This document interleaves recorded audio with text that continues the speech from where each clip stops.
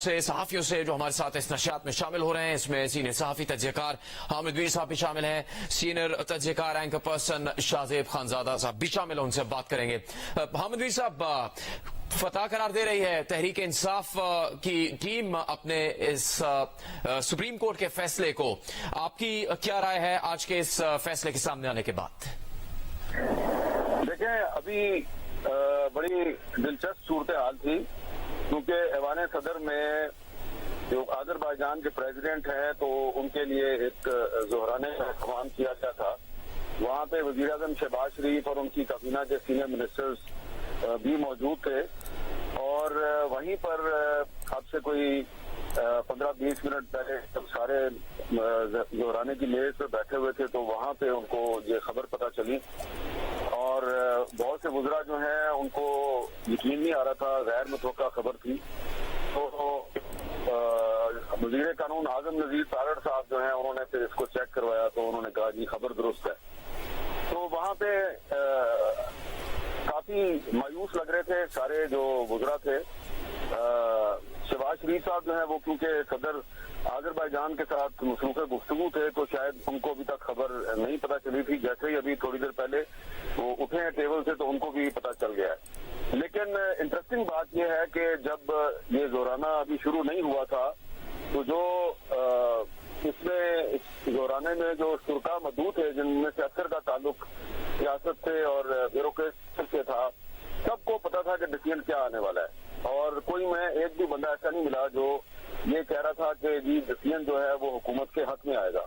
لیکن عجیب بات یہ ہے کہ جتنے بھی وزراء تھے ان کا یہ خیال تھا کہ ڈسیزن ان کے حق میں آئے گا، اس سے ان کو مایوسی زیادہ ہوئی۔ لیکن اب اصل سوال یہ پیدا ہوتا ہے کہ ایک یقیناً اس میں ڈبیٹ تو جنریٹ ہوگی، کیونکہ جو وزیر قانون تھے اعظم نذیر تارڑ صاحب، ان کا یہ خیال تھا کہ یہ آئین کے مطابق فیصلہ نہیں ہے، یہ ایک پاپولر ڈسیزن ہے۔ تو اس سے میں نے یہ اندازہ لگایا کہ ہو سکتا ہے کہ حکومت جو ہے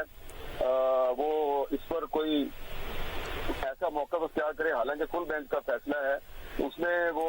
اس کو ریویو پٹیشن میں جا تو سکتے ہیں لیکن ان کو فائدہ نہیں ہوگا۔ لیکن جو زیادہ جو اصل جو بات ہے وہ یہ ہے، جس پہ زیادہ گفتگو ہو رہی تھی کہ کیا اس فیصلے کے نتیجے میں پاکستان میں سیاسی بحران ختم ہوگا یا نہیں ہوگا، یہ ہے اصل بات۔ کیونکہ پہلے یہ خیال تھا کہ اگر فیصلہ حکومت کے حق میں آتا ہے تو بحران شدید ہو جائے گا، لیکن اب سوال یہ ہے کہ اب فیصلہ تو حکومت کے خلاف آیا ہے، تحریک انصاف کے حق میں آیا ہے، تو کیا اب جو سیاسی بحران ہے وہ ختم ہو جائے گا؟ اگر تحریک انصاف کو اس کی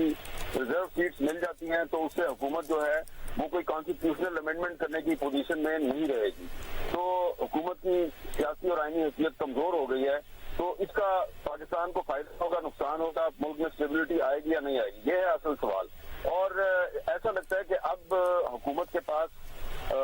تحریک انصاف کے ساتھ ایک باقاعدہ مذاکرات کا عمل شروع کرنے کے علاوہ اور کوئی دوسرا راستہ نہیں بچا،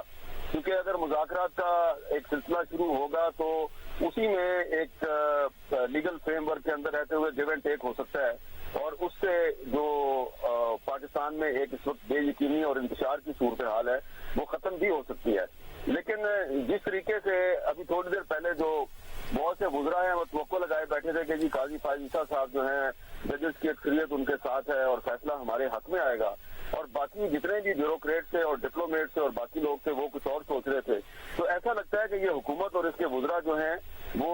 زمینی حقائق سے بالکل دور تھے اور شاید ابھی بھی دور ہیں، انہیں چاہیے کہ وہ گراؤنڈ ریالٹی کے اپنے آپ کو قریب لے کے آئیں۔ حامد میر صاحب اپنے تجزیے سے آگاہ کر رہے تھے، ایوان صدر کی ایک تقریب میں موجود تھے جس وقت یہ فیصلہ سنایا گیا۔ شہزاد اقبال